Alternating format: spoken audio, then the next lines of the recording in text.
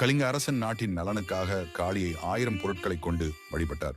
ஒரு நாள் வழிபாட்டு பொருட்கள் இல்லாமல் தவித்த அரசனிடம் திருமலை ராயன்பட்டினம் மக்கள் தங்களை படையலிடும்படி கூறினார். இதனால் மனம் நெகிழ்ந்த காளியம்மன் மன்னனின் கனவில் தோன்றி தான் அம்மக்களுக்காக திருமலை ராயன்பட்டினத்தில் கோவில் கொள்ளப் போவதாக தெரிவித்தார். தன்னை பேழையில் வைத்து கடலில் விடுமாறு கூற மன்னனும் அவ்வாறே செய்தார். அந்த பெட்டி கடலில் மிதந்து திருமலை ராயன்பட்டினம் வந்து சேர்ந்தது. மக்கள் அதை புதையல் என்று எண்ணி வலை வீசினாலும் யாருக்கும் அகப்படவில்லை.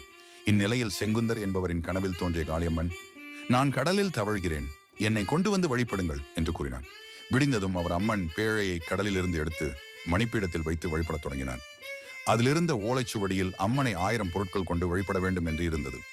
1000 பொருட்களை கொண்டு தினமும் வழிபடுவது என்பது முடியாத காரியம் என்பதால் அம்மனை 5 ஆண்டுக்கு ஒரு முறை பூஜிக்கலாம் என்று முடிவெடுத்தனர். ராஜ சோழீஸ்வரர் கோவிலில் இருந்து கொண்டு வரப்படும் 1000 சீர்வரிசை பொருட்களால் அம்மனை பூஜித்து மீண்டும் பேழையில் வைப்பார்கள். பெட்டியில் இருக்கும் மஞ்சள் மற்றும் எலுமிச்சை எண்ணெயின் அருளால் 5 வருடம் கெடாமல் அப்படியே இருக்குமாம்.